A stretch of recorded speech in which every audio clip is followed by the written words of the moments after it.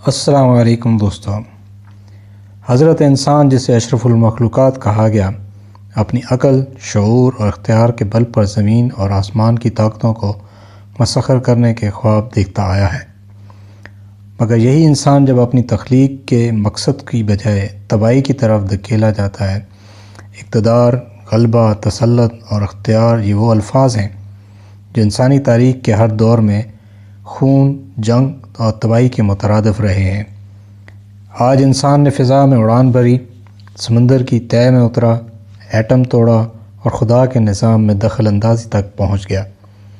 وہ چاہتا ہے کہ سورج کی توانائی کو قابو کر لے، بادلوں کو کنٹرول کرے، موسم اپنی مرضی سے بدلے، گویا خود نعوذ باللہ خدا بن بیٹھے۔ یہی وہ مقام ہے جہاں ترقی اور تباہی کی لکیر دھندلی ہو جاتی ہے۔ جب انسان خود کو خدا سمجھنے لگتا ہے تو قدرت اسے اس کی اوقات یاد دلا دیتی ہے۔ زلزلے، وبائیں، سیلاب، جنگیں سب اس کی خودسری کے جواب میں ہی آتے ہیں۔ جہاں دنیا میں مکمل کیوس میں مبتلا ہے، وہاں بل گیٹس خاموشی سے دنیا کی آبادی کو کنٹرول کرنے کے منصوبے پر کام کر رہا ہے۔ انسانوں کے تولیدی نظام کو ختم کرنے کا منصوبہ۔ اس نے نعرہ لگایا بھوکے لوگوں کو پیٹ بھر کھانا دینے کا، لیکن اگر یہاں سوال انسانی خوراک کا ہو ہی نہیں، مقصد صرف کنٹرول حاصل کرنا ہو تو؟ دنیا کے سب سے بڑے زمیندار نے 2025 میں جی ایم او مکئی کی فروخت کا کام کیا اور دنیا کو بھوک مٹانے کے بیانیہ کی آڑ میں جی ایم او کارن کی پروموشن کی۔ لیکڈ انفارمیشن سے معلوم ہوتا ہے کہ یہ فصل انجینئرڈ کی گئی ہے تاکہ انسانوں کا تولیدی نظام متاثر کیا جا سکے۔ اینڈ ہنگر، بھوک مٹانے کا وعدہ، یہ وہ نعرہ تھا جو ہر جلسے، سمٹ، تقریر اور معلوماتی اداروں کی رپورٹ پر نظر آیا۔ سال 2003 سے 2020 تک Bill Gates and Melinda Gates foundation $6 billion زرعی ٹیکنالوجی اور جی ایم او کی ریسرچ پر خرچ کر چکی تھی۔ ہر بڑی کمپنیوں، جائنٹس جو گلوبل سیڈ مونوپولیز کے ساتھ جڑے ہیں، یہ وہی ادارے ہیں جو گلوبل سیڈز مونوپولیز کے ساتھ جڑے ہیں، لیکن زیادہ تر رقم کسانوں تک پہنچی ہی نہیں۔ یہ صرف ویسٹرن لیبز، یونیورسٹیز، بایو ٹیک کارپوریشنز میں ہی رہی۔ دنیا میں ہو کیا رہا ہے؟ 2018 سے تقریباً 275,000 ایکڑ زرعی زمین خریدی گئی بل گیٹس صاحب کی طرف سے، کیونکہ جو خوراک پر کنٹرول کرے گا دنیا کا نظام وہی چلائے گا، اور مستند اداریے شماریے آرگینک سیڈز کے ہیں ہی نہیں۔ یہ جینیٹک ایڈٹ جو خود ساختہ کارن سٹرینز ہیں جن سے دوبارہ پودے نہیں اگائے جا سکتے۔ آپ کو انہی سے بیج خریدنا پڑے گا اور ہر سال آپ ان کے محتاج ہوں گے۔ افریقہ اور ایشیا میں یہی سلسلہ چلا۔ مقامی یا نیٹو بیج پر حکومتوں نے پابندی لگا دی اور ختم کر دیا۔ زبردستی حکومتوں کو مجبور کیا گیا کہ سمارٹ کارن کا بیج خریدیں۔ کسانوں کو اس وقت تک سرکاری مراعات دی گئیں کہ جہاں وہ ان کی محتاجی میں نہیں آ گئے۔ کینیا، نائجیریا اور زامبیا میں گیٹس نے ایگرا پروگرام متعارف کرایا جو کارن کی مختلف اقسام متعارف کرانا تھیں، جو کہ ساری اقسام خود سے دوبارہ نہیں اگائی جا سکتی۔ بیج کے لیے پھر انہی کی محتاجی کرنا ہوگی۔ یہ زرعی خود کفالت نہیں ہے بلکہ زرعی غلامی ہے۔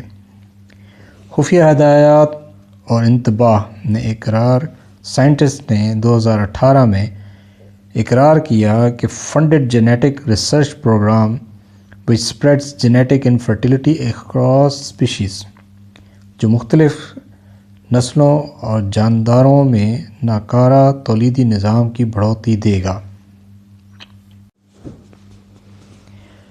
معلومات عامہ کے لیے کہا گیا کہ یہ صرف مچھروں کی افزائشی نسل کو روکنے کے لیے ہے۔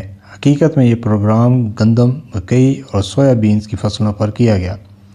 آپ اندازہ لگائیں اس بات پر کہ کس نے رقم خرچ کی۔ گیٹس فاؤنڈیشن نے فنڈز کیا تقریباً $45 ملین۔ ڈالرز۔ اگر مچھروں کے DNA تبدیل کر کے افزائش نسل روکی جا سکتی ہے تو اس کا مطلب ہے یہ کام پودوں، فصلوں، جانداروں اور انسانوں پر بھی یہ نظام کارآمد کیا جا سکتا ہے۔ وقتی اتفاق یا کووڈ کے فوراً بعد خوراک کے نظام میں بڑی افراتفری ہوئی، کمی کا شکار ہوئی۔ گیٹس نے ڈبل انویسٹمنٹ کر کے بہت ساری زرعی زمین خریدی۔ اس وقت میں بایو ٹیک بیکڈ فرم نے GMO پر پروجیکٹ متعارف کرایا اور اس کے نام سے فوڈ ریزیلینس کے نام سے بیانیہ دیا گیا تھا کہ ہنگر کرائسس ٹیکنالوجی سولوشن۔ حقیقت میں پاپولیشن کنٹرول زراعت کی آڑ میں۔